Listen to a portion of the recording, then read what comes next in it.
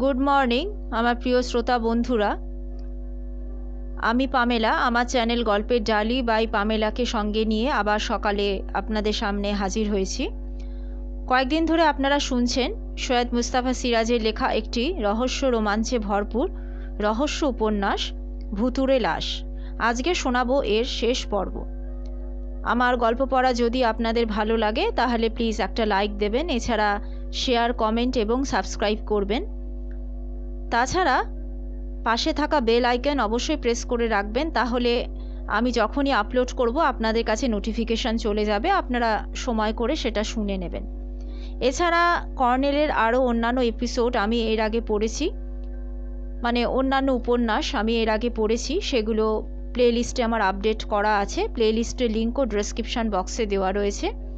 তাছাড়া আমার চ্যানেলে আরও অন্য রহস্য উপন্যাস এবং ক্লাসিক উপন্যাস গল্প রয়েছে। আপনারা যদি সেগুলো শুনতে চান তাহলে প্লিজ আপনারা আমার চ্যানেল ভিজিট করবেন, এবং চ্যানেলের লিঙ্ক ডেসক্রিপশন বক্সে সবসময় দেওয়াই থাকে, আপনারা তো জানেন। এছাড়া গল্পটা পুরো ধৈর্য ধরে শুনবেন এবং পুরোটা শুনবেন। তাছাড়া আগে এই এপিসোডগুলো যারা শোনেননি, আজকে প্রথমবার শুনছেন, তারা আগেরগুলো শুনে তারপরে এটি শুনবেন, না হলে শুনতে ভালো লাগবে না।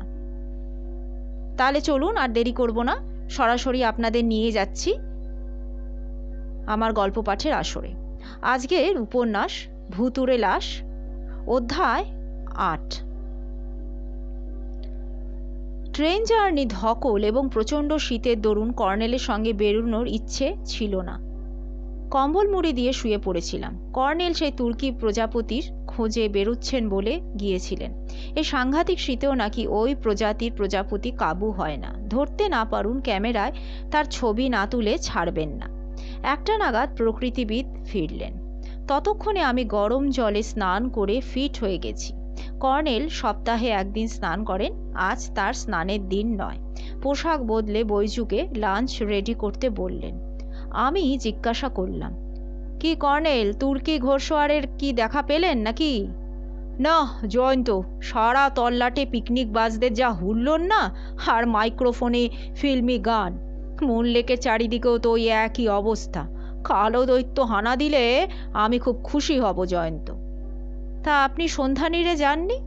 কর্নেল হেসে বললেন, একটা উঁচু টিলার মাথায় চড়ে বাইনোকুলারে বাড়িটার ওপরে লক্ষ্য রেখেছিলাম কিছুক্ষণ, তো সন্দেহজনক কিছু দেখিনি অবশ্য। দেখলে ক্যামেরায় টেলিলেন্স ফিট করে ছবি তুলে নিতাম। কথাটা আমার সেই মুহূর্তে মাথায় এলো। আমি বললাম, আচ্ছা কর্নেল, 25শে অক্টোবর সন্ধ্যায় আপনার সঙ্গে তো ক্যামেরা ছিল, কিন্তু তাহলে শ্যামবাবুর লাশের ছবি আপনি তোলেননি কেন? জয়ন্ত, এতদিন পর তুমি কথাটা আমাকে জিজ্ঞাসা করছো? না, আসলে আমার খেয়াল হয়নি কর্নেল, আপনার কথায় আমার এতদিন পরে ব্যাপারটা মাথায় আসলো। কর্নেল আস্তে আস্তে বললেন, না তখন ক্যামেরায় আমার ফিল্ম ছিল না। তুমি তো দেখেছিলে সেদিন বিকেলে মুন লেকে ফিল্মের রোলটা আমি উজাড় করে ফেলেছিলাম। পাখি আর প্রজাপতির অবাধ রাজত্ব তখন। কালো দৈত্যের ভয় শরৎকালে তল্লাটে তখন ট্যুরিস্ট বা পিকনিক বাজরা তো পাই বাড়ায় না। ডাইনিং রুমে পায়ের ধুলো দেওয়ার জন্যে ডাকতে এলো বৈজু। লোকটা অত্যন্ত বিনয়ী এবং সত্যিকারের সেবা ভক্তি পরায়ণ। খাওয়ার সময় এতক্ষণে সাইকেল চেপে কেয়ারটেকার এলেন। নমস্কার করে বললেন, বাজার করে দিয়ে গেলাম স্যার, দেখলাম ইনি ঘুমোচ্ছেন তো ডিস্টার্ব করলাম না। তো বৈজু বলল কর্নেল সাহেব বেরিয়েছেন, তো আপনারা খাওয়া দাওয়া করুন স্যার, আমি চৌহদ্দি ঘুরে দেখি সব ঠিকঠাক রয়েছে কিনা। সাহেব বড্ড খুঁতখুঁতে মানুষ আছেন, লোনে একটু কিছু পড়ে থাকলে কিংবা বাগানের গাছপালা তোলায় যদি কিছু একটা দেখেন তো খাপ্পা হয়ে যাবেন। লোকও তো আসছে, বিকেলের মধ্যে সব ঝকঝকে তকতকে করে ফেলবে। খাওয়ার পর ফুল বাগানের মধ্যে একটা গোলা করা খোলা মেলা বেদিতে গিয়ে বসলাম দুজনে। ততক্ষণে এক ঝাড়ুদারনি এবং একজন লোক এসে গেছে। মনে হলো দরকার ছিল না ওদের, বৈজু সব ঝকঝকে করেই রেখেছে।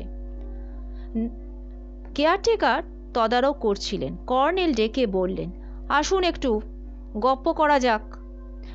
কেয়ারটেকার কাছাকাছি এসে দাঁড়ালেন। কর্নেল বললেন, আচ্ছা আপনি শ্যামসুন্দর বাবু নামে কাউকে কি চেনেন? শ্যামসুন্দর স্যার? হ্যাঁ হ্যাঁ, আপনার সাহেবের কলকাতার অফিসে একসময় উনি চাকরি করতেন।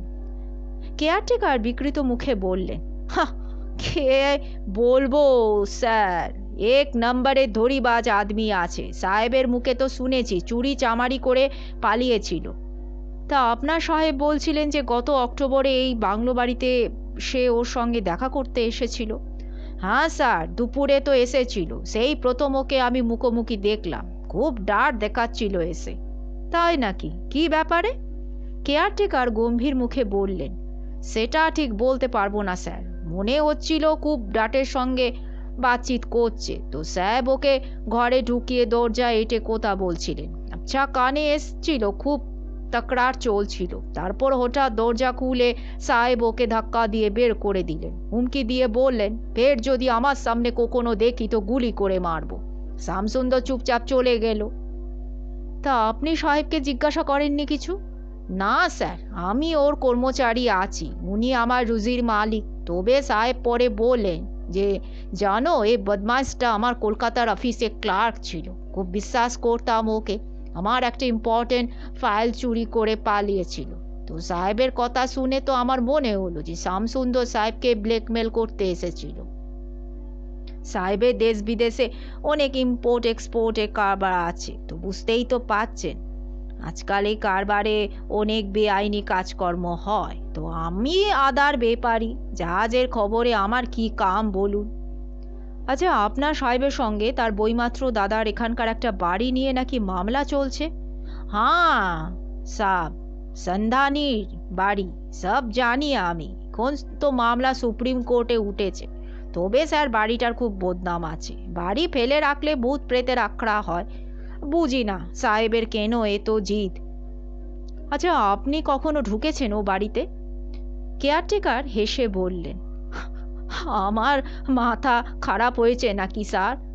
দিনে দুপুরে ওই হানাবাড়ির কাছে ঘেঁষে না স্থানীয় লোকেরা। তখন দরজা তালা বন্ধ থাকে, তো আদালতের হাতে বাড়িটার জিম্মা। পুলিশ আর ভূত উভয় মানুষকে ভয় করে স্যার। কর্নেল হেসে বললেন, ঠিকই বলেছেন, বলে বাইনোকুলারে সম্ভবত কোনো পাখি দেখতে থাকলেন। নন্দবাবু ঝাড়ুদারনিকে তম্বি করতে গেলেন। লক্ষ্য করলাম অনবরত কোনো না কোনো গাছে হলুদ পাতা খসে পড়ছে। শীতের হাওয়া এই উঁচুতে বেশ জোরে বইছে। কাজে বেচারিরার দোষ কি? একটু পরে তিনি আবার আমাদের সঙ্গে গল্প করতে এলেন। বরমডিহিতে এক সময় বাঙালিদের কত রবরবা ছিল, কত দাপট ছিল, কত পুজোয় ধুমধাম হতো, এই সমস্ত নিয়ে তিনি বক বক করে চললেন। বাইনোকুলার নামিয়ে কর্নেল তার কথা শুনছিলেন। বললেন, আচ্ছা, আপনার সাহেবের দাদা শচীন বাবু? কেয়ারটেকার বললেন, বইমাত্র স্যার, সেই জন্যেই তো এ মামলা মোকদ্দমা আছে। তো আচ্ছা, শচীন বাবু কি এখানে আর আসেন না? না স্যার, তাকে তো অনেক বছর এখানে আসতে দেখি না। তো ওই বাড়িটা নিয়ে তো মামলা খুব বেশি দিনের নয়, কিন্তু আমি তো স্যার বাড়িটার চেহারা বরাবর একই রকম দেখে আসছি। তো সাহেবের বাবার তৈরি এই বাড়িটা। কখনো সখনো কলকাতা থেকে বোরা সাহেবের লোকজন এসে থাকতে দেখেছি, কিন্তু ভূতের বদনাম তো ছোটবেলা থেকে শুনেই আসছি। আচ্ছা, ওই যে বাড়িটা হিলটপ, মানে দেখলাম 3 বছর আগে তৈরি হয়েছে। তো আপনি কি গোড়া থেকেই মানে কেয়ারটেকারের কাজ করছেন এখানে? না স্যার, আমি আমার সাহেবের ব্রাঞ্চ অফিসে আমি আগে নকরি করতাম। তো 2 বছর পেহলে সাহাব আমাকে কামে নিয়ে এসেছেন। কর্নেল উঠে দাঁড়িয়ে বললেন, না, আমরা একটু বেরিয়ে আসি। মিস্টার মুখার্জি সম্ভবত সন্ধ্যের আগে তো পৌঁছতে পারবেন না। আমরা তার আগে ফিরে আসব। বলে তিনি লনে হাঁটতে থাকলেন। ওকে অনুসরণ করে বললাম, উফ, বাপ রে বাপ কর্নেল, খান ঝালাপালা হয়ে যাচ্ছিল। আপনিও কিন্তু আজকাল বড্ড বেশি কথা বলেন। কর্নেল শুনে হেসে বললেন, তোমাকে বলেছিলাম তো জয়ন্ত, কথা বলতে বলতে দরকারি কথা বেরিয়ে আসে। মোটামুটি একটা ছবি পাওয়া গেল কি, তাই তো? তবে সবচেয়ে দেখো গুরুত্বপূর্ণ তথ্য হচ্ছে, কালো দৈত্যের হামলার দিন অর্থাৎ 25শে অক্টোবর শ্যামসুন্দর ওই বাংলো বাড়িতে এসেছিল এবং তরুণ মুখার্জির সঙ্গে তার কথা কাটাকাটি হয়েছিল। তারপর সেই দিন সন্ধ্যায় সে সন্ধ্যানীরের দোতলায় খুন হয়েছিল। আমরা দৈবাত ওই সময় গিয়ে পড়ায় ঝটপট একটা নাটকের দৃশ্য অভিনীত হয়। হ্যাঁ, সেটা তো আপনি ঠিকই বলেছেন। তাতে হারাধন হচ্ছে অন্যতম অভিনেতা। কিন্তু শচীন বাবুর ভূমিকায় কে ছিল? তুমি নাকি উঠোনের জঙ্গলে একটা ছায়ামূর্তি দেখেছিলে বিদ্যুতের ছটায়? হ্যাঁ কর্নেল, আমি তো ঠিকই দেখেছিলাম, তো সঙ্গে সঙ্গে আমি তো আপনাকে বললামও। তাহলে দেখো জয়ন্ত, তিনজন হচ্ছে ভিলেন, একজন ভিকটিম। ভিকটিম তো শ্যামসুন্দর, কাজেই বোঝা যাচ্ছে সে একটা ফাঁদে পা দিয়েছিল। কর্নেল গেট থেকে বেরিয়ে বললেন, না জয়ন্ত, ও সমস্ত কথা এখন থাক। আমরা প্রকৃতিকে কলুষিত করতে কিন্তু চাই না এই খুন খোরাপির কথা বলে। চলো নিষ্পাপ সৌন্দর্যের মধ্যে কিছুক্ষণ একটু ঘোরাফেরা করি। প্রকৃতি এখন বেজায় হিংস্র কর্নেল, ভীষণ ঠান্ডা। হুঁ। কর্নেল চুপচাপ বাঁদিকে জঙ্গলের ভেতরে ঢুকলেন। আমরা আজ সকালে এই জঙ্গলের উল্টো দিক হয়ে এসেছি। এদিকে পাথর নেই, গাছগুলো বেশ উঁচু। শীতে পাতা ঝরে প্রায় ন্যাড়া হয়ে গেছে এবং ভিতরটা অনেক দূর পর্যন্ত দেখা যাচ্ছে, কিন্তু শুকনো পাতা স্তূপ সর্বত্র। পা ফেলতেই একটা বিচ্ছিরি শব্দ। কিছুক্ষণ পরে জিজ্ঞাসা করলাম, তা এদিকটা কোথায় যাচ্ছি কর্নেল? শোনো জয়ন্ত, ওদিকে একটা ঝর্ণা রয়েছে, ছোট্ট হলেও বেশ সুন্দর, তবে ট্যুরিস্ট বা পিকনিকবাজদের ওটা পছন্দসই নয়। পাথর আর বালির ওপর দিয়ে ছটফটিয়ে চলা এক ফালি স্রোত মাত্র। কর্নেল চোখ নাচিয়ে আবার বললেন, ঝর্ণার ধারে পাথরের ফাঁকে এক বিরল প্রজাতির ক্যাকটাস আমি দেখেছি, বুঝলে? এই সমস্ত ক্যাকটাস বালি, পাথর আর জল, এই তিনটেই তো চায়। রোদ্দুরও চায় অবশ্য। ওয়াটার ক্যাকটি বলা হয়। সচরাচর মরুদ্যানে এদের দেখা মেলে, তাই আমার বেশ একটা অবাক লাগছে। ক্রমশ ঢালু হয়ে নেমে গেছে জঙ্গলটা। তারপর সতেজ গুল্মলতা চোখে পড়ল পাথরের ফাঁকে ফাঁকে। আবছা জলের শব্দ কানে এলো। কিছুক্ষণ পর ঝর্ণাটা দেখতে পেলাম। সুন্দর ঝর্ণা, তাতে কোনো সন্দেহ নেই, কিন্তু দুধারে ঘন কাটা ঝোপ। কর্নেল কাটা ঝোপের সমান্তরালে ঝর্ণার ভাটির দিকে হাঁটছিলেন। হঠাৎ দাঁড়িয়ে গিয়ে বললেন, না ভুল করছি না তো? কিন্তু দুপুরে তো দেখে গেলাম, ছবি তুললাম। আচ্ছা জয়ন্ত, তুমি একটা কাজ করো তো, এখানে একটু অপেক্ষা করো, আমি একটু খুঁজে দেখি। বলে কর্নেল কাটা ঝোপ সাবধানে ফাঁক করে ঝর্ণার পিচ্ছিল পাথরে অদ্ভুত ভঙ্গিতে পা ফেলতে ফেলতে অদৃশ্য হলেন। বুঝলাম ওইভাবে চলা আমার পক্ষে সম্ভব নয় বলে কর্নেল একা গেলেন। আমি অবশ্য কিছুদিন মাউন্টেনিয়ারিংয়ের ট্রেনিং নিয়েছিলাম ওর পরামর্শে, কিন্তু খবরে কাগজের একজন রিপোর্টারের পক্ষে সেই ট্রেনিং কি কাজে লাগবে ভেবে পুরো কোর্স আমি শেষ করিনি। তবে কর্নেলের ওইভাবে পিচ্ছল পাথরে নেচে নেচে চলা সম্ভবত পর্বতারোহীদের দুঃসাধ্য। সত্যি যেন ঝর্ণার সঙ্গে ব্যালে নৃত্য করতে গেলেন তো গেলেন, ফিরে আসার নামই নেই। একবার ডেকে বললাম, কর্নেল, কর্নেল! কোথাও কোনো সাড়া এলো না। তখন কয়েক পা এগিয়ে গেলাম। এখানে মাটিটা ভেজা এবং পাথরের ফাঁকে ঘন সবুজ ঘাস গজিয়েছে। বাঁদিকে কাটা ঝোপের নিচে ঝর্ণা, ডান দিকে নিরেট পাথরের পাঁচিল মতো।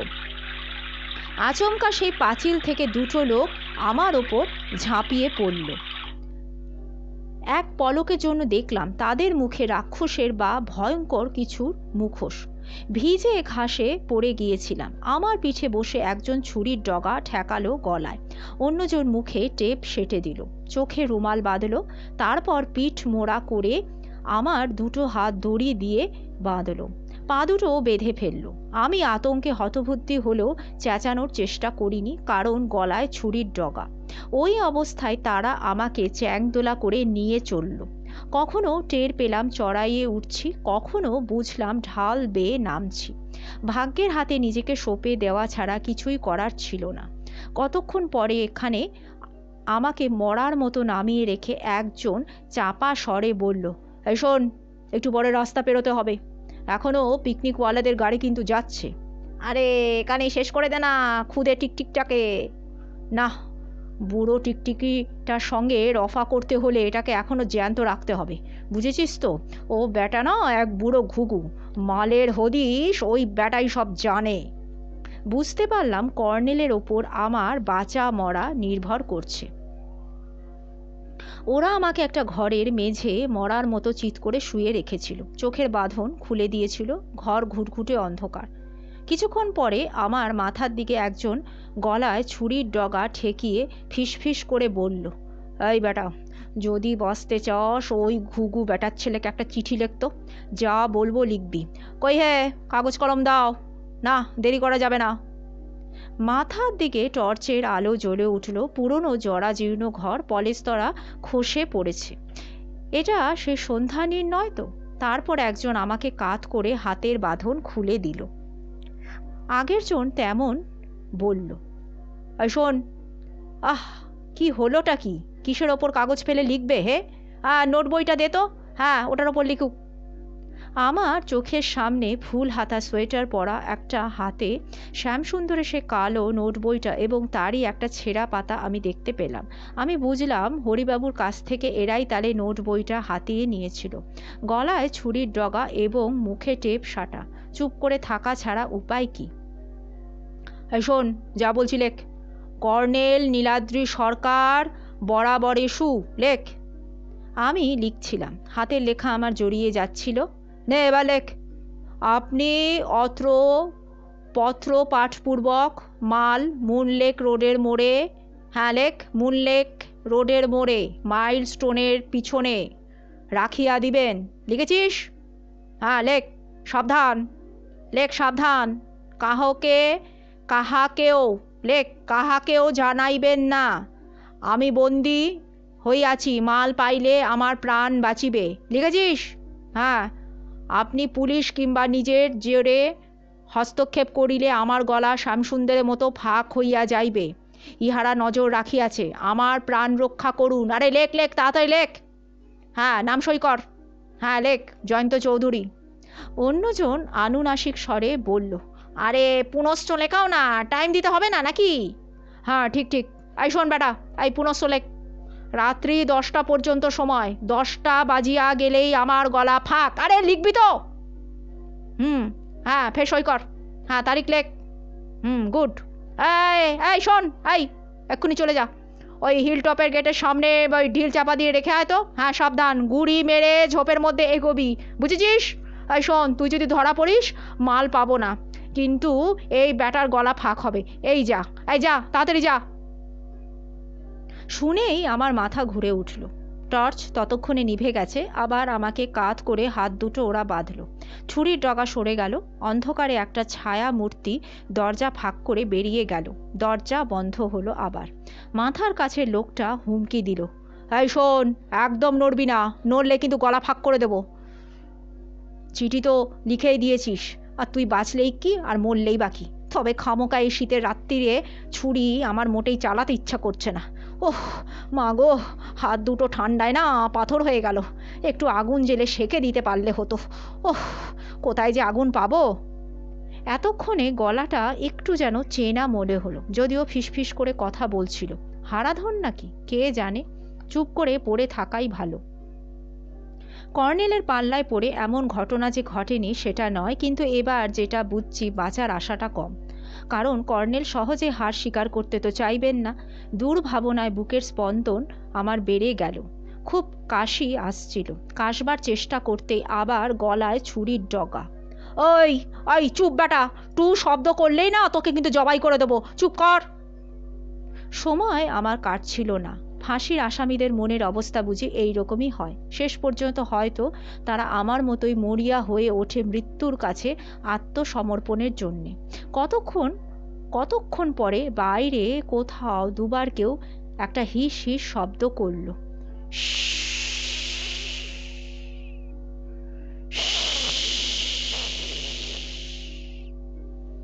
আমার মাথার কাছে বসে থাকা লোকটাও পাল্টা দুবার হিস হিস শব্দ করল।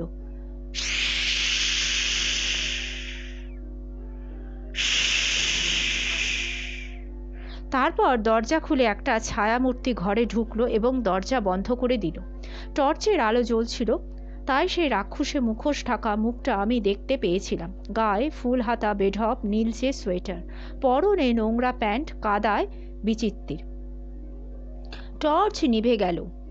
সে বলল, এই পেয়েছ? দিয়েছে বেটা ঘুঘু? এদিকে নিয়ে এসো, মালটা দেখি। আমার নড়া বারণ, তবে টের পেলাম আমার মাথার দিকে টর্চ জেলে ওরা মাল পরীক্ষা করছে। এটাই তো? একই প্যাকেট, খুলে আমি দেখে নিয়েছি, গয়না টানা সমস্ত রয়েছে। শ্যামা হারামজাদা ট্রেচারি না করলে মারা পড়তো না। আরে ছাড়ো না, বেরোনো যাক। আর শোনো, ওই খুদে টিকটিকিটাকে না বরং শেষ করে ফেলো। না না, আমি খুন খারাপির মধ্যে নেই, খুন খারাপি করার প্রচণ্ড রিস্ক আছে। আরে দূর, শ্যামার মতো ইদারায় বডি ফেলে দিলেই তো হবে, তারপর পাথর ফেলে ডেকে দেবে। শ্যামার বডি এখনো ইদারার তলায় রয়েছে, টের পেয়েছে কেউ? আহা, বোকামি হবে বুঝছো না কেন? বুড়ো টিকটিকিকে সেবার ফাঁকি দেওয়া কঠিন হয়নি। এ বেটা ওর কাছের লোক, তাছাড়া রক্ত টক্ত পড়ে থাকবে। তখন তো বৃষ্টি হচ্ছিল, ইদারায় জল ছিল, এখন ইদারায় তো পাথর ভর্তি, রক্ত দোবে কিসে? না চলো, এ বেটা এমনিভাবেই পড়ে থাক। ওরা বেরিয়ে গেল, দরজা ভেজিয়ে দিয়েই গেল। কিছুক্ষণ পর আমি ধাতস্থ হলাম, হাতের বাঁধন খোলার চেষ্টা করলাম। দ্বিতীয়বারে বাঁধনটা আগের মতো মজবুত ছিল না। গিট টানাটানি করে কবজিতে ব্যথা ধরে গেল, তারপর অবশেষে খুলে গেল। এবার পায়ের বাঁধন খুলে ফেললাম, তারপর মুখের টেপ খুলতে সে এক যন্ত্রণা। ঘুটঘুটে অন্ধকারে সাবধানে পা বাড়িয়ে এবং টলতে টলতে দেওয়াল হাতড়ে দরজা পেলাম। আমার বরাত, দরজা ওরা বাইরে থেকে আটকে দিয়ে যায়নি। হাতে যন্ত্রণা তেমন কিছু নয়, কিন্তু পায়ে খিল ধরে গেছে। বেরিয়ে গিয়ে বারান্দা পেলাম। এবার অন্ধকার কিছুটা স্বচ্ছ হয়ে উঠল। একটু পরে জায়গাটা আমি চিনতে পারলাম। সন্ধ্যানীরের একটা ঘরে আমি ছিলাম, কিন্তু বেরুনোর দরজা বন্ধ। অগত্যা উঠানে নেমে গিয়ে পাঁচিল আঁকড়ে অনেক কষ্টে ওপরে উঠলাম, তারপর ঝাঁপ দিলাম। যন্ত্রণায় কোকিয়ে উঠলাম। গাড়ির হেডলাইট লক্ষ্য করে বরমডিহি জাহানাবাদ রোডে পৌঁছালাম। তারপর উল্টো দিকে হিলটপ বাংলোর আলো চোখে পড়ল। বাংলোর গেটে পৌঁছাতে কতক্ষণ সময় লেগেছিল জানি না। আমাকে দেখতে পেয়ে বৈজু দৌড়াতে দৌড়াতে চলে এলো। তারপর চেঁচামেচি শুরু করে বলল, হুজুর, কর্নেল সাহেব, হুজুর, ছোটা সাহেব আয়া, হুজুর। আশ্চর্য, কর্নেলের কোনো সাড়াই পেলাম না। টলতে টলতে বারান্দায় উঠলাম, তারপর ঘরে ঢুকে দেখলাম কর্নেল হেলান দিয়ে বসে চুরুট টানছেন। উনি মুখ তুলে আমাকে দেখে একটু হেসে বললেন, জয়ন্ত, আগে পোশাকটা বদলাও ডার্লিং, বাথরুমে গরম জলে হাত পা মুখ সব ধুয়ে নাও, একেবারে পোড়ো বাড়ির ভূত হয়ে ফিরেছ তো দেখতে পাচ্ছি। বলে হাঁক দিলেন, এ বাজু, জলদি কফি লাও, বাইজু। ক্ষোভে অভিমানে গুম হয়ে বাথরুমে গেলাম। একটু পরে পোশাক বদলে আমি সোফায় বসলাম। কর্নেল চোখ বুজে চুরুট টানছিলেন। বৈজু এক পেয়ালা কফি রেখে গেছে, কফি পানের আমার দরকার ছিল। কর্নেল চোখ বুজেই বললেন, একটু রিস্ক ছিল, সেটা অবশ্য আমি অস্বীকার করছি না জয়ন্ত, তবে প্ল্যান মাফিকই কাজ হয়েছে। তরুণবাবু যে ফাঁদ পেতেছিলেন তা অনবদ্য। ওর সহযোগিতা না পেলে শ্যামবাবুর খুনিদের ধরার চান্সটা ছিল না। হ্যাঁ, খুনিরা অবশ্য এতক্ষণে ধরা পড়ে গেছে। প্রতি মুহূর্তে আশা করছি যে তরুণবাবুর গাড়ির হর্নটা বেজে উঠবে। এতক্ষণে মুখ খুলতে হলো। আমি বললাম, দেখুন কর্নেল, আপনার সঙ্গে এই আমার কিন্তু শেষ। কর্নেল চোখ খুলে হেসে বললেন, কি বলছো জয়ন্ত, শেষ কি? শুরু বলো। আশ্চর্য কর্নেল, আপনি আমাকে একলা ফেলে রেখে? কর্নেল আমাকে থামিয়ে দিয়ে বললেন, ওটা আসলে তরুণবাবুর প্ল্যান। কি তার মানে? আসলে তরুণবাবু গত রাত্রে আমাদের সঙ্গেই একই ট্রেনে এসেছেন, এসি কামরায় ছিলেন। ওর জিপে আসানসোল হয়ে আসার ব্যাপারটা একটা চাল মাত্র। তাছাড়া আমার সঙ্গে পরামর্শে ওনার একটা দরকার ছিল, কিন্তু তখনও আমি বিগ্রহ কোথায় সেটা জানতাম না। আজ সকালে এখানে আসার পথে দৈবাত যখন আমি বিগ্রহের সন্ধান পেলাম, তখন আবার নতুন প্ল্যান আমাকে ছকতে হলো। চলে গেলাম ওর কাছে। কথা মতো উনি উঠেছিলেন ওর এক বন্ধুর বাড়িতে। উনি বললেন যে পুরো প্ল্যান সত্যি বদলানো দরকার, খুনিদের একেবারে হাতে নাতে ধরতে হবে, নইলে পুলিশ নিছক সন্দেহক্রমে ওদের ধরার ঝুঁকি কিন্তু নেবে না। আদালতে কিছু প্রমাণ করাও বেশ কঠিন হবে। শ্যামসুন্দরের লাশই তো পাওয়াই যায়নি, ওদের হাতে যাওয়াও দরকার, কিন্তু কিভাবে ওদের হাতে যাওয়া হবে। তখন তরুণবাবু বললেন যে তাহলে জয়ন্তবাবুকে কাজে লাগানো যাক। হ্যাঁ, তার আগে বলা দরকার যে বিগ্রহচোর শ্যামবাবুর খুনিদের একজন কলকাতাতেই তরুণবাবুর সঙ্গে ইদানিং ফোনে যোগাযোগ রাখত। সে বলতো যে বিগ্রহ উদ্ধার করতে পারলে তরুণবাবুকেই সে দেবে, তাকে 50,000 টাকা দিতে হবে। তো তরুণবাবু প্রথমে যথারীতি রাজি হননি, পরে উনি রাজি হন। কেন রাজি হন সেটা বলছি। উনি ঠিক করেন যে বিগ্রহ পেলে বেনামি চিঠি লিখে ওর দাদা শচীনবাবুকে উনি জানাবেন যে মামলা মিটমাট করে নিলে বিগ্রহ উনি ফেরত পাবেন। আর মামলা মিটমাট করার মানে হলো যে তরুণবাবুর মাকে মহেন্দ্রবাবুর বিবাহিতা স্ত্রী বলে স্বীকার করে নেওয়া। এখানেই তরুণবাবুর যত ক্ষোভ। আমি বললাম, কিন্তু আমাকে কাজে লাগানো ব্যাপারটা কি? ওহ, কি বাঁচা আমি বেঁচে গেছি! এখনো তো আপনার শোনার কোনো মর্জি নেই আমার কথা? আহা জয়ন্ত, আমি পরে শুনবো ক্ষণ, আগে তুমি ব্যাকগ্রাউন্ডটা একটু শোনো। তো কাল দুপুরে তরুণবাবুর সঙ্গে আমার বরমডিহে আসার কথা তো হয়ে গেল। তো বিকেলে সেই লোকটা ট্রাঙ্কল করে তরুণবাবুকে জানালো যে বিগ্রহ উদ্ধারের কাজ চলছে, তরুণবাবু যেন বরমডিহি চলে আসে। তো তার সাথে এখানে যোগাযোগ রাখবে সে, কিন্তু তরুণবাবু হিলটপে আমাদের থাকার ব্যবস্থা করেছেন। তাই তিনি তাকে বললেন যে তিনি বরমডিহি যেতে রাজি, রাত্রে ট্রেনেই তিনি যাবেন। তবে হিলটপে যোগাযোগ করার ঝুঁকি রয়েছে, দৈবাত তার দাদা শচীনবাবুর কোনো বন্ধুর চোখে পড়ে গেলে ঝামেলা হবে। তার চেয়ে বরং তার সঙ্গে সে যেন রেল স্টেশনেই যোগাযোগ করে। তো লোকটা বলল যে তার পরনে থাকবে নীলচে সোয়েটার, মাথায় মাংকি ক্যাপ, চোখে সানগ্লাস আর মুখে দাড়ি। কর্নেল নিভে যাওয়া চুরুট জেলে ফের বলতে থাকলেন, দেখো জয়ন্ত, দুপুরে তরুণবাবুর কাছে গিয়ে শুনলাম যে দেখা হয়েছে, লোকটাকে ওনার নাকি খুব চেনা মনে হচ্ছিল, কিন্তু উনি স্মরণ করতে পারেননি। ও ফিস করে কথা বলছিল। বিগ্রহ উদ্ধারের কাজ নাকি পুরোদমে চলছে, উদ্ধার হলেই সে যোগাযোগ করবে। তবে তরুণবাবুর ঠিকানাটা তার জানা দরকার। তরুণবাবু তাকে বন্ধুর বাড়ির ঠিকানা দিলেন এবং 2টো নাগাদ সেখানে দেখা করে কাজ কত দূর এগোলো সেটা জানাতে বললেন। এটা তরুণবাবুর একটা আইডিয়া, কারণ লোকটার সঙ্গে আরও কথা বলাটা দরকার। তার কেন যেন তাকে চেনা মনে হচ্ছিল, তো এই খটকা দূর করার ইচ্ছেও ছিল। তো ইতিমধ্যে আমি গিয়ে তো সমস্ত জানালাম তাকে। তো তখন উনি বললেন যে লোকটা এলে তাকে এখানে আমার আসার কথাটা জানাবেন, আমি যে বিগ্রহ উদ্ধার করেছি সেটাও জানাবেন, আমার হাত থেকে বিগ্রহ উদ্ধারের ফন্দি বাতলাবেন, অর্থাৎ তোমাকে ওদের হাতে তুলে দিতে হবে। কর্নেল সকৌতুকে হেসে আবার বললেন, লোকটা এই টোপ গিলবে কিনা তরুণবাবুর অবশ্য সন্দেহ ছিল, কিন্তু শেষ পর্যন্ত দেখা গেল না টোপটা গিলেছিল। এক সাংঘাতকে নিয়ে সে গিয়েছিল। বাইনোকুলারে দূর থেকে তোমার দুর্দশা দেখে কি বলবো জয়ন্ত, আমার কষ্ট হচ্ছিল, কিন্তু কি আর করব বলো। ওই সময় ওদের পুলিশে ধরলে বড়জোর একটা ছিনতাই কেস টেস হতো, তোমাকে কিডন্যাপ করার যুক্তিসঙ্গত কারণ কিন্তু দেখানো যেত না। আবার বিগ্রহের প্রসঙ্গ তুললে বিগ্রহ রহস্য ফাঁস হয়ে যেত। শচীনবাবু নিশ্চয়ই এসে নাক গলাতেন। অনেক খ্যাপা ছিল বুঝলে জয়ন্ত, তার অলরেডি পুলিশের কাছে এই বিষয় কিন্তু ডায়েরি করা রয়েছে। হ্যাঁ, হেও কম হ্যাপা গেল না আমার ওপর দিয়ে। তা একটু থ্রিলিং অভিজ্ঞতা হলো, কি বলো জয়ন্ত, মন্দ কি? এই সময় বাইরে হর্ন বেজে উঠল। কর্নেল নড়ে বসলেন।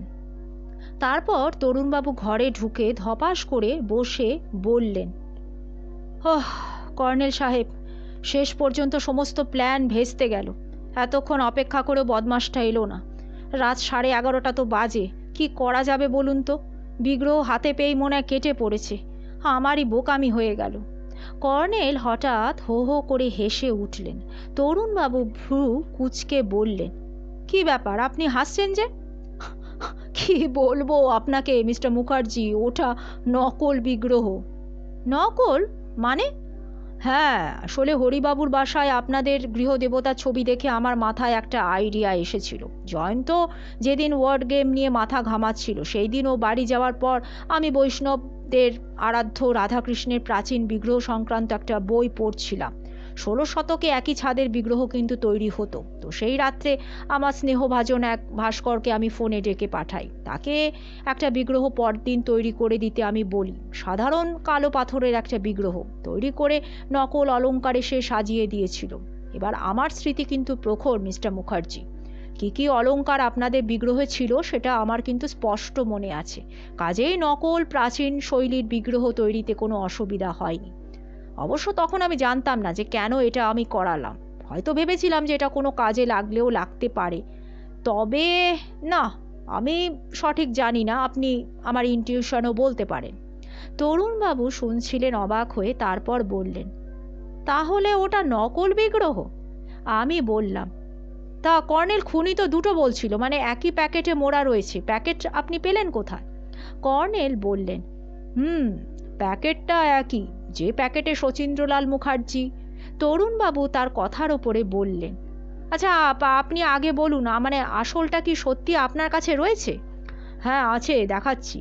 তার আগে বলি আমি কিভাবে ওটার খোঁজ পেলাম। বলে কর্নেল ঘড়ি দেখলেন, বললেন, দেখুন মিস্টার মুখার্জি, আমি সংক্ষেপেই বলছি। শ্যামসুন্দরের নোট বইয়ের word game grab, rare, arts based শব্দচকের কথা আজ দুপুরে আপনাকে তো আমি বলেছিলাম। তো জয়ন্ত অক্ষরগুলো সংখ্যায় রূপান্তরিত করে টোটাল ফিগার 160 দেখিয়েছিল। জয়ন্ত ইজ রাইট, সংখ্যাটা সত্যি একটা সংকেত।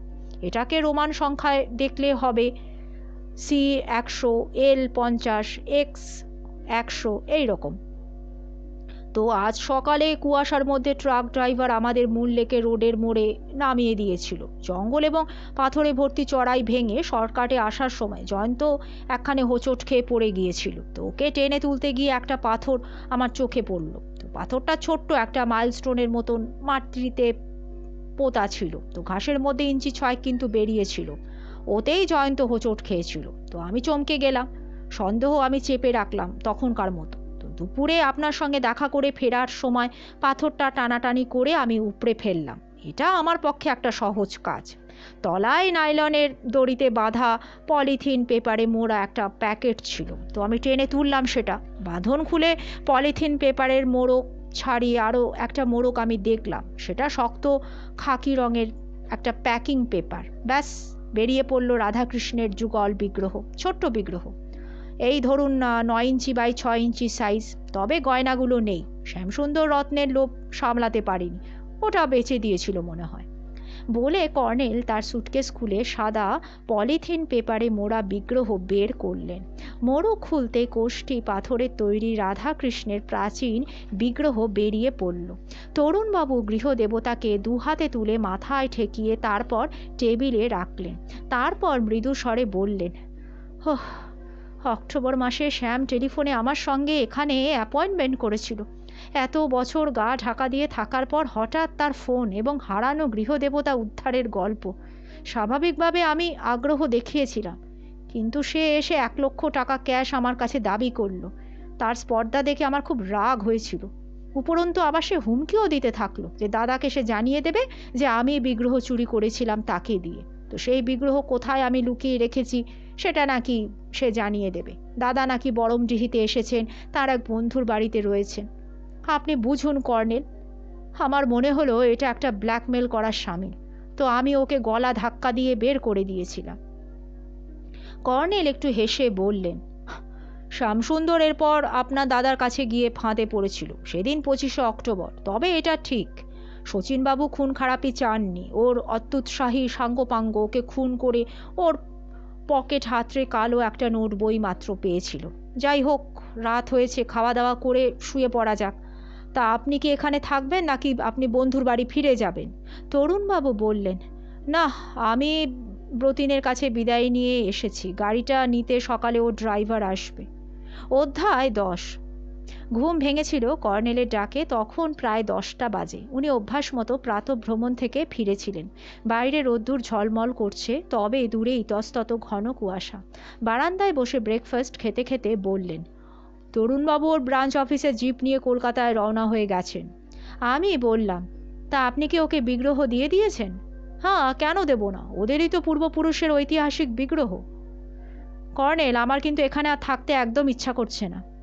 কর্নেল হেসে বললেন, তোমার পায়ে ব্যথা কমেছে জয়ন্ত?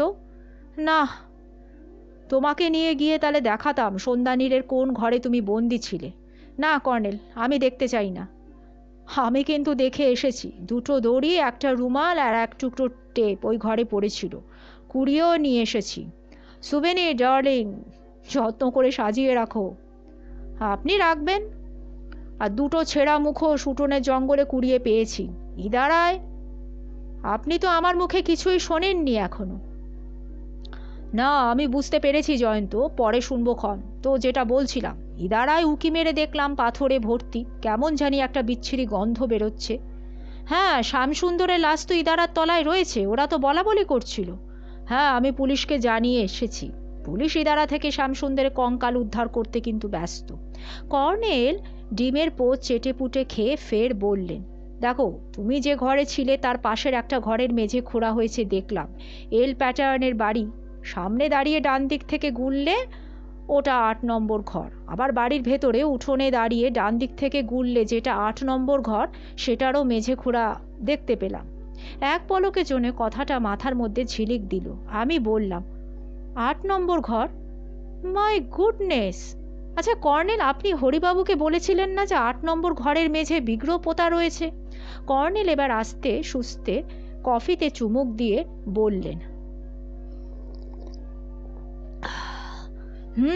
জয়ন্ত, হরিচরণ গাঙ্গুলি। কাল তার এবং হারাধনের তোমাকে মরার মতন কাঁধে বইতে একটু কষ্ট হয়ে থাকবে। আহা, বেচারারা খামোকা কষ্ট করলো। বিগ্রহ যদি বা হাতালো, সেটাও নকল। আমি উত্তেজিত হয়ে উঠেছিলাম। বললাম, কিন্তু হরিচরণকে তো অন্য কোনো পার্টি শ্যামসুন্দরের কালো নোট বই ফেরত চেয়েছিল। ওটা হরিচরণের চালাকি জয়ন্ত। আলিপুর কোর্ট চত্বরে সেই ছেলেটা আমাকে বলেছে পরে যে হরিচরণই তাকে দিয়ে একটা মাত্র চিঠি লিখিয়েছিল। তো হরিচরণের মুখে শোনা মহিবাবু নামে কোনো রিটায়ার্ড পুলিশ অফিসার এবং আউটরাম ঘাটে সাদা পোশাকের পুলিশ নিয়ে দাঁড়িয়ে থাকার ঘটনাটা স্রেফ গুল। মহিবাবু নামটাও তার বানানো। আসলে 25শে অক্টোবর ঝড় বৃষ্টির সময় হারাদন এবং সে শ্যামসুন্দরকে ফাঁদে ফেলে খুন করে এবং তার পোশাক খুঁজে বিগ্রহের সূত্র পেতে চেয়েছিল। কালো নোট বইটা পেয়ে যায় শ্যামসুন্দরের পকেটে। সাংকেতিক ছকটা নিয়ে মাথা ঘামায়। তারপর আমার শরণাপন্ন হয়েছিল। আসলে বাকিটা যাই হোক, তবে একটা গুরুত্বপূর্ণ পয়েন্ট হলো যে হরিচরণের নাকের বা পাশে একটা বেঢপ গড়নের জরুল ছিল। সে যখন সন্ধ্যানীরের দোতলায় একটা ঘরে পাশ ফিরে চাদর মুড়ি দিয়ে এল মুখার্জি সেজে শুয়েছিল, তখন জরুলটা আমি দৈবাত দেখে ফেলেছিলাম। তাই কলকাতা ফিরে সে মরিয়া হয়ে জরুলটা অপারেশন করিয়েছিল।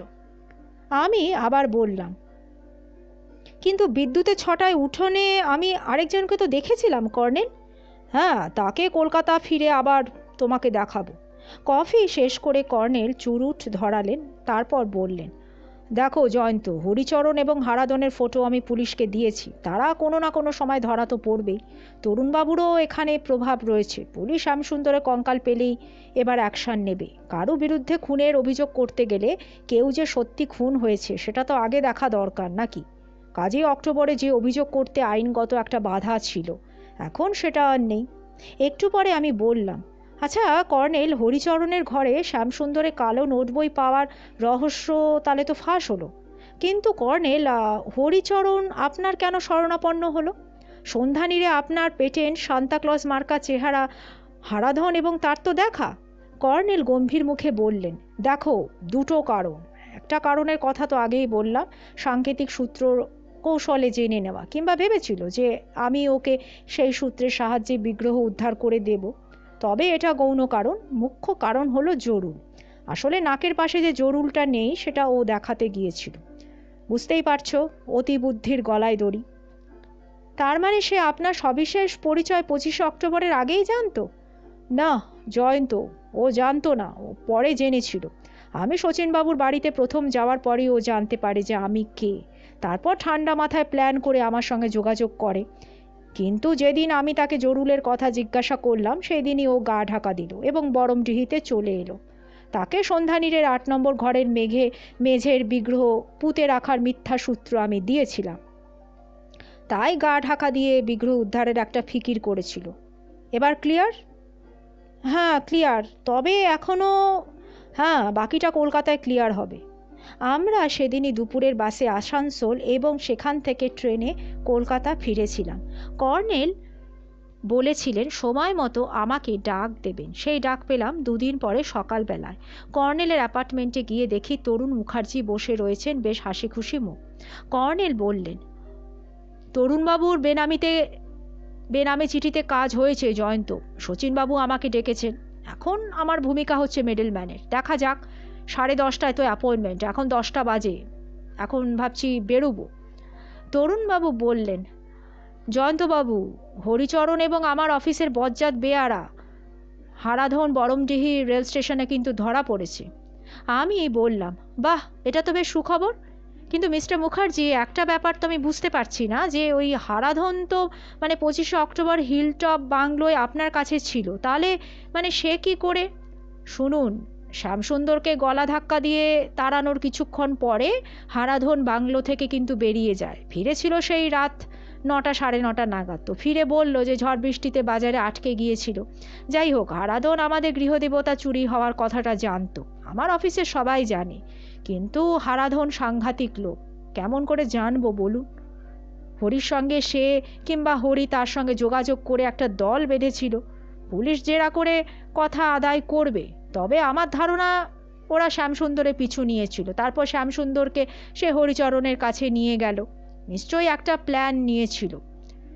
এই কথা বলে ঘড়ি দেখে তরুণবাবু বললেন, তাহলে চলুন কর্নেল, আপনাদের দাদার বাড়ির কাছাকাছি তাহলে পৌঁছে দিই। ভবানীপুরে আমাদের নামিয়ে দিয়ে তরুণবাবু চলে গেলেন। আমরা প্রাক্তন আইনজীবী শচীনবাবুর বাড়ির দিকে হাঁটতে থাকলাম। শচীনবাবু ব্যস্তভাবে অপেক্ষা করছিলেন। আমাদের অভ্যর্থনা করে বসতে বললেন। তার মুখে উদ্বেগের ছাপ। পকেট থেকে একটা ভাঁজ করা কাগজ বের করে কর্নেলকে দিলেন। বললেন, কর্নেল, আমার দৃঢ় ধারণা এটা তরুণেরই কাজ। কর্নেল চিঠিটা পড়ে গম্ভীর মুখে বললেন, কিন্তু আপনি বিপন্ন মিস্টার মুখার্জি। শচীনবাবু চমকে উঠে বললেন, কি বিপন্ন? হ্যাঁ মিস্টার মুখার্জি, শ্যামসুন্দরের লাশ আপনার সন্ধানীরের ইদারায় তলায় পুলিশ আবিষ্কার করেছে। হরিবাবুকেও অ্যারেস্ট করেছে। হরিবাবু কবুল করেছে যে খুনের রাত্রে আপনিও বরমডিহিতে ছিলেন, এমনকি আপনি সন্ধানীরেই লুকিয়েছিলেন। শচীনবাবু ফোঁস করে শ্বাস ছেড়ে বললেন, হ্যাঁ ছিলাম। হরিচরণ বলেছিল শ্যামসুন্দর বিগ্রহ ফেরত চেয়েছে, তার বদলে ওকে 10,000 টাকা দিতে হবে। বিকেল 5টা নাগাদ শ্যামা নাকি বিগ্রহ নিয়ে আসবে। শচীনবাবু বিকৃত মুখে ফের বললেন, কিন্তু হরিচরণ ব্যাটার ছেলে তার এক সাঙ্গাতকে নিয়ে যে শ্যামাকে খুন করে ফেলবে, আমি কি সেটা জানতাম কর্নেল সাহেব? দোতলার একটা ঘরে আমি তখন অপেক্ষা করছি। ওরা শ্যামাকে পাশের ঘরে নিয়ে ঢুকলো। তারপর হঠাৎ ঝড় বৃষ্টি এসে গেল। আমি তো চুপচাপ বসে ইষ্ট নাম জপ করছি। কতক্ষণ পরে ঝড় থামলো। বৃষ্টি তো থামতেই চায় না। হঠাৎ শুনি পাশের ঘরে ঝগড়া বেঁধে গেল। তারপর তো আর্তনাদ শুনতে পেলাম। আমি উঁকি মেরে টর্চ জেলে দেখি, হরির সাঙ্গাত শ্যামার বুকে বসে তার গলায়। কি সাংঘাতিক দৃশ্য! আমি ভয় পেয়ে দিশাহারা হয়ে গেলাম কর্নেল। উঠোনে ইদারার পাশে খিড়কির দরজা খুলে আমি পালানোর চেষ্টা করছি। সেই সময় বাইরে হাঁক ডাক। আপনারা এসে দরজায় ধাক্কা দিচ্ছিলেন। যাই হোক, অনেক কষ্টে দরজার হুড়কো খুলে তো আমি বেরোলাম। আমার এক ধনী মক্কেলের বাড়িতে গিয়ে আমি উঠলাম, এবং অনেক রাত্রে হরি গিয়ে বলল যে বাধ্য হয়ে শ্যামাকে খুন করেছে। তার বডি এমন জায়গায় লুকিয়েছে যে কেউ নাকি খুঁজেই পাবে না। তারপর আপনাদের কথা বলল, আপনার চেহারার বর্ণনা দিয়ে বলল যে এক দাড়িওয়ালা সাহেবের মতন চেহারা ভদ্রলোককে ও বোকা বানিয়েছে। সকালে আপনাকে আমার মক্কেলের বাড়ির দোতলা থেকে দেখলাম বাইনোকুলারে কি একটা দেখছেন। তো মক্কেলের নাম হচ্ছে অরিজিৎ সিংহ। তাকে আমি জিজ্ঞাসা করলাম যে ওই ভদ্রলোককে চেনে কিনা, অর্থাৎ লোকাল লোক না ট্যুরিস্ট। অরিজিৎ বলল যে ওরে বাবা, উনি তো একজন বিখ্যাত লোক। আপনার সবিশেষ পরিচয় আমি তখনই পেলাম। কর্নেল বললেন, হ্যাঁ, আসলে অরিজিৎ আমার পরিচিত। বারুইপুর এরিয়ার ওর নার্সারি রয়েছে। একটা বিদেশি ক্যাকটাস সাপ্লাই করেছিলেন আমাকে। তবে বরমডিহিতে ওর বাড়ি আছে সেটা তো আমি অবশ্য জানতাম না। শচীনবাবু রুমালে মুখ মুছে বললেন, অরিজিৎ আপনাকে দেখে বেরুতে যাচ্ছিল, তা আমি ওকে বাধা দিয়ে সমস্ত ঘটনা খুলে বললাম। শুনেও পরামর্শ বলল যে আপনি আজই কলকাতায় ফিরে যান। তো কলকাতায় ফেরার কদিন পরে তো আপনি আমার কাছে গেলেন। হ্যাঁ, আপনাকে দেখে আপনার অস্বস্তি আমি বুঝতে পেরেছিলাম। তবে আমার দেখার ইচ্ছা ছিল যে আপনার নাকের পাশে জরুল রয়েছে কিনা। দেখলাম যে নেই। তখন আমি বুঝলাম যে না, এটা একটা সাজানো নাটক আমি দেখেছি। ঠিক বলেছেন, হরির বড্ড প্যাঁচালো বুদ্ধি। আপনি ও বাড়িতে আসার পর আপনার পরিচয় দিয়ে ওকে আমি সাবধান হতে অবশ্য বলেছিলাম। কর্নেল হেসে বললেন, হরিচরণের বুদ্ধি প্যাঁচালো, তবে অতিবুদ্ধি এবং লোভ মানুষকে মাঝে মধ্যে ঝামেলায় ফেলে। জরুল অপারেশন করে সে আমার কাছে একটা গল্প ফাঁদতে গিয়েছিল। উদ্দেশ্য ছিল ওর দুটো। মুখ্য উদ্দেশ্য আমি ওকে চিনতে পেরেছি কিনা, আর গৌণ উদ্দেশ্য হচ্ছে শ্যামসুন্দরের নোট বই লেখা একটা সাংকেতিক সূত্রের অর্থ বোঝা। ওর নাকের পাশে ক্ষতচিহ্ন দেখে আমার বেশ সন্দেহ হয়েছিল, তবে ওর কেস আমি নিয়েছিলাম। কর্নেল চুরুট ধরিয়ে ধোঁয়া ছেড়ে বললেন, যাই হোক মিস্টার মুখার্জি, আশা করি আপনি বুঝতে পেরেছেন যে শ্যামসুন্দরের খুনের মামলায় আপনি জড়িয়ে পড়েছেন। হরির জবানবন্দির সূত্রে পুলিশ যে কোনো সময় কিন্তু আপনার কাছে আসবে। তা আমি একটা কথা বলি, আপনি তরুণবাবুর সঙ্গে মামলাটা কিন্তু মিটিয়ে নিন। মামলা তো তরুণ করেছে, প্রায় আর্তনাদ করে উঠলেন শচীনবাবু। তাতে কি, আপনি তার মাকে আপনার বাবার বিবাহিতা স্ত্রী বলে স্বীকার করে নিন। আমি আপনাদের দুই ভাইকে আমার অ্যাপার্টমেন্টে ডেকে মিটমাট কিন্তু করে দেব। তরুণবাবু এতে রাজি। আর আপনাদের গৃহদেবতা আমি উদ্ধার করেছি, সেটা আপনি ফেরত পাবেন। তারপর আসছে পুলিশের ঝামেলা। আপনি পুলিশকে সব কথা খুলে বলবেন। আপনি আইনজীবী, আপনি রাজসাক্ষী হবেন, আর আমিও সমর্থন করে সাক্ষ্য দেব। পুলিশের কিন্তু এই মামলায় আমাকে বেশ দরকার। আশা করি আপনি তো বুঝতে পারছেন। বিশেষ করে আমার হাতে ভাইটাল সাক্ষ্য প্রমাণ কিন্তু রয়েছে। কিছুক্ষণ চুপচাপ থাকার পর শচীনবাবু বললেন, আপনি যখন বলছেন কর্নেল, তখন তাই হোক। কিন্তু আমাদের গৃহদেবতা আপনি কিভাবে উদ্ধার করলেন? কর্নেল থেমে বললেন, শ্যামসুন্দরের নোট বই লেখা শব্দছক থেকে। তবে আমার এই তরুণ সাংবাদিক বন্ধু সূত্রটা ধরিয়ে দিয়েছেন। কর্নেল ঘটনাটা সবিস্তারে বর্ণনা করে বললেন। শোনার পর শচীনবাবু বললেন, তা গৃহদেবতা কার কাছে রয়েছে? আমার অ্যাপার্টমেন্টে আপনি আজ সন্ধ্যা 6টায় আসুন। তরুণবাবু আসবেন। দুই ভাইয়ের সামনে গৃহদেবতা আমি রাখবো। হ্যাঁ, গৃহদেবতা আপনার এই বাড়ির মন্দিরে কিন্তু ফিরে আসবেন, কারণ মন্দিরটা আপনার পূর্বপুরুষের তৈরি। বলে কর্নেল উঠে দাঁড়ালেন। বললেন, না চলি, চা ফা আর খাবো না। আজ সন্ধ্যা 6টায় আমার ঘরে বরং আপনাকে উৎকৃষ্ট কফি খাওয়াবো, বুঝলেন? রাস্তায় গিয়ে কর্নেল বললেন, চলো জয়ন্ত, আলিপুর কোর্ট চত্বর হয়ে একবার যাই। ছেলেটা, ওর নাম হচ্ছে তপন দাস, এই কেসে ভাইটাল সাক্ষী। ওর সঙ্গে দেখা করে একবার যাওয়া উচিত। আমার প্রিয় শ্রোতা বন্ধুরা, আজকে উপন্যাসটি শেষ হলো। কালকে আবার নিয়ে আসবো এরকমই কোনো রহস্য উপন্যাস। আপনারা সাথে থাকবেন এবং সুস্থ থাকবেন। নমস্কার।